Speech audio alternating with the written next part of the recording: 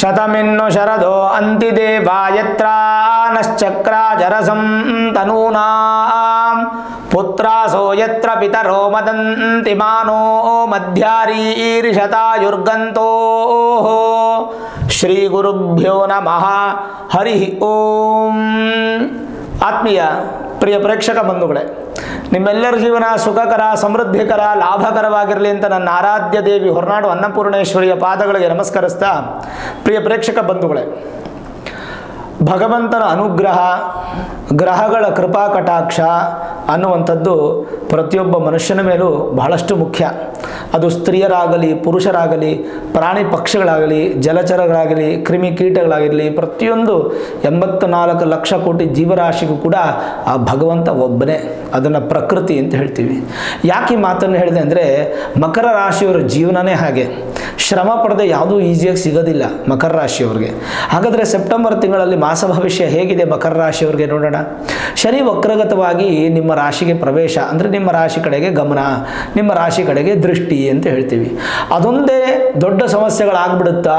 ಅದರಿಂದ ಫಲಗಳು ಒಳ್ಳೆಯದಾಗೂ ಸಿಗುತ್ತಾ ಅಂದರೆ ಖಂಡಿತವಾಗ್ಲೂ ಹೌದು. ಯಾಕಂದರೆ ನಿಮ್ಮ ರಾಶ್ಯಾಧಿಪತಿನೇ ಶನಿ. ಗ್ರಹಗಳ ಬದಲಾವಣೆ ಏನೇನಪ್ಪ ಅಂತಂದರೆ, 16ನೇ ತಾರೀಕು ಮಕರ ರಾಶಿಯವರಿಗೆ ಸೂರ್ಯ ಭಾಗ್ಯಸ್ಥಾನಕ್ಕೆ ಬರ್ತಾರೆ. 18ನೇ ತಾರೀಕು ಶುಕ್ರ ದಶಮ ಸ್ಥಾನ ಕರ್ಮಸ್ಥಾನಕ್ಕೆ ಸ್ವಕ್ಷೇತ್ರಕ್ಕೆ ಬರ್ತಾರೆ. 23ನೇ ತಾರೀಕು ಸೆಪ್ಟೆಂಬರು ವಿಶೇಷವಾಗಿ ಭಾಗ್ಯಾಧಿಪತಿ ಭಾಗ್ಯಸ್ಥಾನಕ್ಕೆ ಬುಧ ಬರ್ತಾರೆ. ಈ 3 ವಿಶೇಷವಾದಂಥ ಬದಲಾವಣೆ. ಈ 3 ಬದಲಾವಣೆಗಳು ಮಕರ ರಾಶಿಯವರಿಗೆ ಅತ್ಯಂತ ಶುಭ.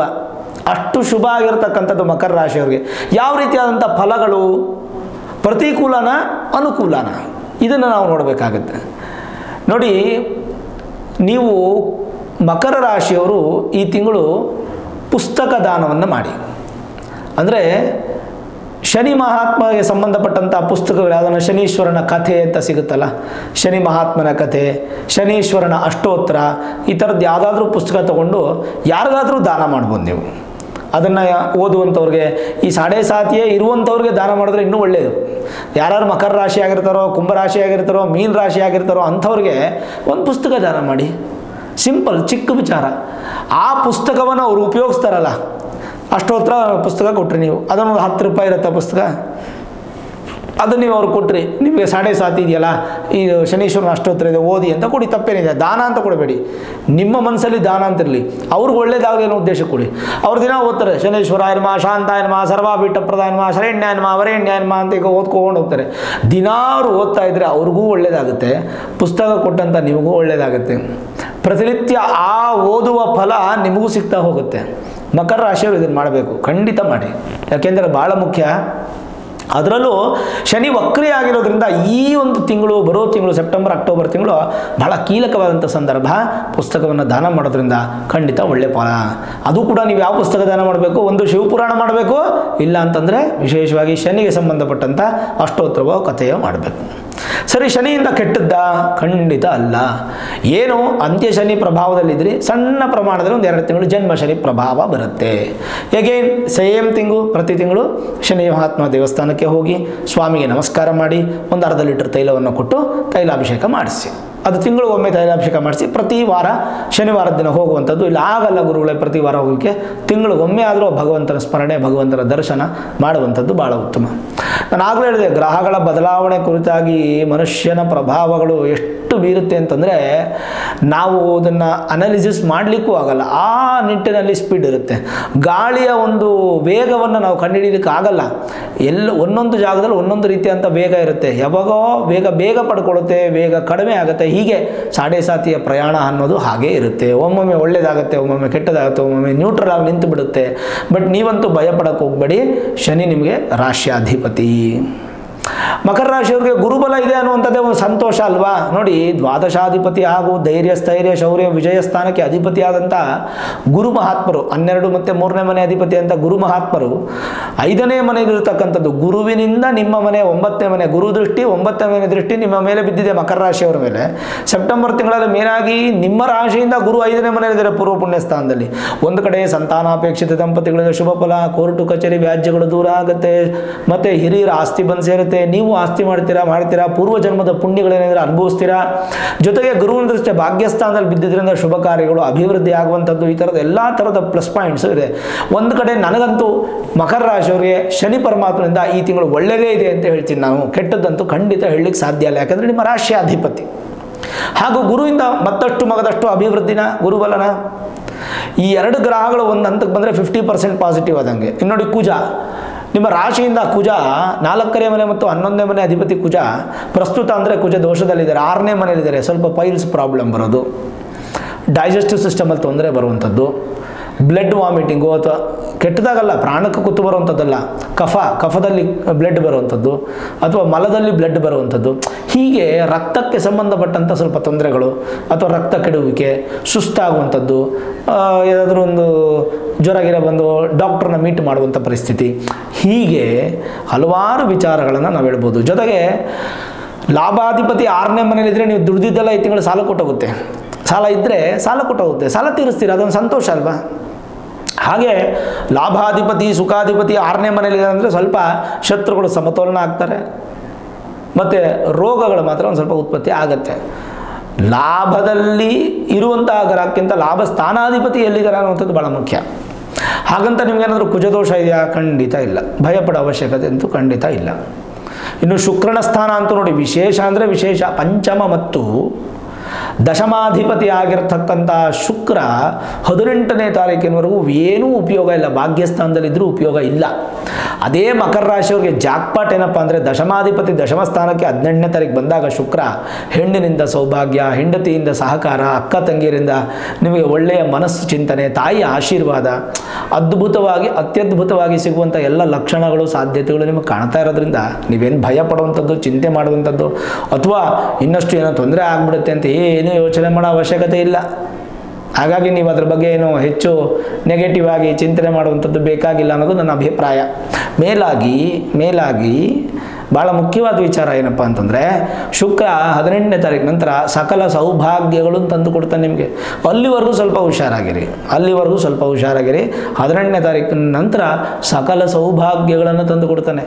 ಆ ಸೌಭಾಗ್ಯಗಳು ನಿಮ್ಮ ಒಂದು ಮನಸ್ಥಿತಿ, ನೀವು ವಿದ್ಯಾರ್ಥಿ ಆದರೆ ವಿದ್ಯೆಯಲ್ಲಿ ಒಳ್ಳೆಯ ಇರುತ್ತೆ, ವ್ಯಾಪಾರಸ್ಥರಾದರೆ ವ್ಯಾಪಾರದಲ್ಲಿ ಒಳ್ಳೆಯ ಇರುತ್ತೆ, ಅಥವಾ ನೀವು ಉದ್ಯೋಗ ಮಾಡ್ತಾಯಿದ್ರೆ ಉದ್ಯೋಗದಲ್ಲಿ ಒಳ್ಳೆಯ ಇರುತ್ತೆ, ಅಥವಾ ನೀವೇನಾದರೂ ಬೇರೆ ಸೆಲ್ಫ್ ಏನಾದರೂ ಮಾಡ್ತಾಯಿದ್ದೀರಿ, ಎಂಪ್ಲಾಯ್ಮೆಂಟ್ ಮಾಡ್ತಾಯಿದ್ರೆ ಅದರಲ್ಲೂ ಒಳ್ಳೆಯದಿರುತ್ತೆ. ಒಟ್ಟು ಆದಾಯದ ಮೂಲ ಅನ್ನುವಂಥದ್ದು ನಿಮಗೆ ತೃಪ್ತಿಕರವಾಗಿರುತ್ತೆ. ಒಮ್ಮೆ ಆದಾಯದ ಮೂಲ ತೃಪ್ತಿಕರವಾಗಿದ್ದರೆ ಕುಟುಂಬನೂ ತೃಪ್ತಿ ಇರುತ್ತೆ, ಮನಸ್ಸು ನೆಮ್ಮದಿ ಇರುತ್ತೆ, ಒಂಥರ ಬಾಳ್ವೆ ಚೆನ್ನಾಗಿರುತ್ತೆ, ಸಹಕಾರ ನಿಮ್ಗೆ ಸಿಗುತ್ತೆ, ಸಂತೋಷನೂ ಅಭಿವೃದ್ಧಿ ಆಗುತ್ತೆ. ಒಂದು ಹಂತಕ್ಕೆ ಹೇಳಬೇಕಂದ್ರೆ ಓವರಾಲ್ ಪಾಸಿಟಿವ್ ಅಲ್ವಾ, ಆ ಪಾಸಿಟಿವನ್ನು ಮೇಲಕ್ಕೆ ತೊಗೊಂಡೋಗ್ಬೇಕಂದ್ರೆ ಇನ್ನಷ್ಟು ಮತ್ತಷ್ಟು ಮೇಲಕ್ಕೆ ನಿಮಗೆ ಭಗವಂತ ಅನುಕೂಲ ಮಾಡಬೇಕು. ಸರಿ, ಇನ್ನು ಬುಧನ ವಿಚಾರ. ಭಾಗ್ಯಾಧಿಪತಿ ಭಾಗ್ಯಸ್ಥಾನಕ್ಕೆ 23ನೇ ತಾರೀಕು ಬರ್ತಾರೆ, ಅಲ್ಲಿವರೆಗೂ ಅಷ್ಟಮ ಸ್ಥಾನದಲ್ಲೇ ಇರ್ತಾರೆ. ಅಷ್ಟಮ ಸ್ಥಾನದಲ್ಲಿ ಬುಧ ಇದ್ರೆ ಕೆಟ್ಟದ? ಖಂಡಿತ ಅಲ್ಲ. 8ನೇ ಮನೆಯಲ್ಲಿ ಬುಧ ಒಳ್ಳೆ ಫಲನೇ ಕೊಡ್ತಾರೆ. ಯಾಕೆ ಒಳ್ಳೆ ಫಲ ಕೊಡ್ತಾರೆ ಅಂದರೆ ಅದು ಅವ್ರ ಮಿತ್ರನ ಮನೆ. ಅದೇ ಶತ್ರುವಿನ ಸ್ಥಾನ ಅಂದರೆ ಖಂಡಿತ ಒಳ್ಳೆ ಫಲ ಇಲ್ಲ, ಕೆಟ್ಟ ಫಲವೇ. ಅದೇ ಅಷ್ಟಮ ಸ್ಥಾನ ಯಾರಾದರೂ ನಿಮಗೆ ಚಂದ್ರನ ಮನೆಯೋ ಅಥವಾ ಗುರು ಮನೆಯೋ ಬಂದರೆ ಕೆಟ್ಟದ್ದೇ. ಬಟ್ ಸೂರ್ಯನ ಮನೆ ಅಲ್ವಾ, ಬುಧ ಸೂರ್ಯನಿಗೆ ಮಿತ್ರನಾದ್ದರಿಂದ ಭಾಗ್ಯಾಧಿಪತಿ ಅಷ್ಟಮದಲ್ಲಿದ್ದಾರೆ. ಅಂದರೆ ಒಳ್ಳೆಯದೂ ಇಲ್ಲ ಕೆಟ್ಟದ್ದು ಇಲ್ಲ, ನ್ಯೂಟ್ರಲ್. 23ನೇ ತಾರೀಕಿನವರೆಗೂ ಏನೂ ಇಲ್ಲ. 23ನೇ ತಾರೀಕು ನಂತರ ಸಡನ್ನಾಗಿ ಬುಧದಿಂದ ಒಳ್ಳೆ ಅದ್ಭುತವಾದ ವ್ಯಾಪಾರಗಳು, ವ್ಯವಹಾರಗಳು, ವಿದ್ಯಾಭ್ಯಾಸದಲ್ಲಿ ಉನ್ನತ ಸ್ಥಾನ, ಈ ಶಿಕ್ಷಣ ವ್ಯವಸ್ಥೆಯಲ್ಲಿ ಅನುಕೂಲ, ಟೀಚರ್ಸು, ಪ್ರೊಫೆಸರ್ಸು, ಕಾಲೇಜು ನಡೆಸ್ತಾ ಇರ್ತಕ್ಕಂಥವ್ರು, ಸ್ಕೂಲ್ ನಡೆಸ್ತಾ ಇರ್ತಕ್ಕಂಥವ್ರು, ಟ್ಯುಟೋರಿಯಲ್ ಸೆಂಟರ್ ನಡೆಸ್ತಾ ಇರ್ತಕ್ಕಂಥವ್ರು, ಯಾವುದೇ ಪ್ರಮಾಣದ ಯಾವುದೇ ವಿದ್ಯಮಾನದ ವಿದ್ಯೆ ಇದ್ದರೂ ಕೂಡ ಎಲ್ಲ ಥರದ ವಿದ್ಯೆ ಅಪ್ರೋಚಿಂಗು, ಅದರದ್ದು ಸಂಬಂಧಪಟ್ಟಂಥ ಟೀಚಿಂಗು, ಅದರ ಸಂಬಂಧಪಟ್ಟಂಥ ಅಡ್ಮಿನಿಸ್ಟ್ರೇಷನ್ನು ತುಂಬ ಚೆನ್ನಾಗಿರುತ್ತೆ. ಮೇಲಾಗಿ ಈ ಕಂಬಿ, ಸ್ಟೀಲು, ಮ್ಯಾನುಫ್ಯಾಕ್ಚರಿಂಗ್ ಯೂನಿಟ್ಸು, ಉತ್ಪತ್ತಿ ಮಾಡುವಂತಹ ವಲಯಗಳು, ಮತ್ತು FD ಮತ್ತು ಈ ಇನ್ಶೂರೆನ್ಸ್ ರಿಲೇಟೆಡ್ಡು, ಜರ್ನಲಿಸಮ್ ರಿಲೇಟೆಡ್ ಆಗಿರ್ತಕ್ಕಂಥವ್ರಿಗೆಲ್ಲ ಬಹಳಷ್ಟು ಅದ್ಭುತವಾಗಿದೆ ಅಂತೆ. ಈ ಒಂದು ತಿಂಗಳು ಸೆಪ್ಟೆಂಬರ್ ತಿಂಗಳಲ್ಲಿ ಮಕರ ರಾಶಿಯವರಿಗೆ ಒಂದು ಉತ್ತಮ ಫಲವನ್ನು ಅಪೇಕ್ಷೆ ಪಡ್ಬೋದು, ನಿರೀಕ್ಷೆನೂ ಪಡ್ಬೋದು. ಮಕರ ರಾಶಿಯವರು ಭಯ ಚಿಂತನೆ ಪಡುವಂಥ ಅವಶ್ಯಕತೆ ಇಲ್ಲ.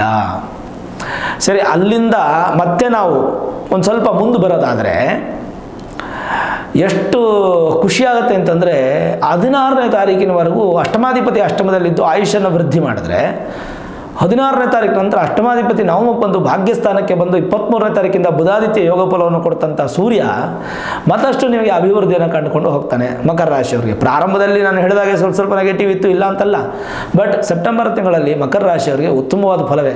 ಏನೇ ಬಂದರೂ ನಾವು ಅದನ್ನು ರಿಸೀವ್ ಮಾಡ್ಕೋಬೇಕು, ಅದರಿಂದ ಯಾವುದೇ ಕೆಟ್ಟದ್ದು ಬಂದರೂ ನಾವು ಎದುರಿಸಬೇಕು, ಅನುಭವಿಸಬೇಕು, ಚಿಂತೆ ಮಾಡುವಂಥ ಅವಶ್ಯಕತೆ ಅಂತೂ ಖಂಡಿತ ಇಲ್ಲ. ಗ್ರಹಸ್ಥಿತಿಗಳ ಅನುಸಾರ ನೋಡಿದ್ರಲ್ಲ. ಇನ್ನು ಜನರಲೈಸ್ ಆಗಿ ನೋಡೋದಾದರೆ ಅತ್ಯಂತ ಶುಭದಾಯಕ, ವ್ಯಾಪಾರದಲ್ಲಿ ಉತ್ತಮವಾದ ಪ್ರಗತಿ, ಸ್ನೇಹಿತರಿಂದ ಸಹಾಯ ಹಸ್ತ, ನೂತನ ವಾಹನ ಖರೀದಿಸುವ ಬಗ್ಗೆ ಯೋಚನೆ, ಶುಭ ಕಾರ್ಯದ ಸಿದ್ಧತೆ, ಅದೃಷ್ಟದ ತಿಂಗಳು.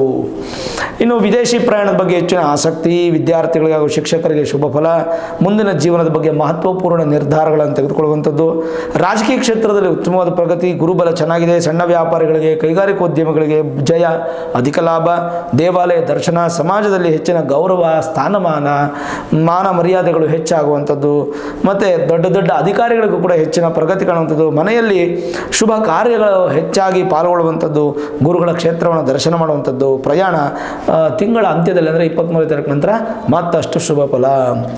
ಸ್ವಲ್ಪ ಯಾವುದ್ರ ಬಗ್ಗೆ ಎಚ್ಚರ ಇರಬೇಕು, ಶೇರ್ ವ್ಯವಹಾರದ ಬಗ್ಗೆ ಎಚ್ಚರ ಇರಿ, ಕಳ್ಕೊತೀರಾ. ಇನ್ವೆಸ್ಟ್ಮೆಂಟ್ಸ್ ಸ್ವಲ್ಪ ಹುಷಾರಾಗಿ ಮಾಡಿ, ಸೆಕ್ಯೂರಿಟಿಯಾಗಿ ಕೆಲವೊಂದನ್ನೆಲ್ಲ ಪ್ಲ್ಯಾನ್ ಮಾಡಿ,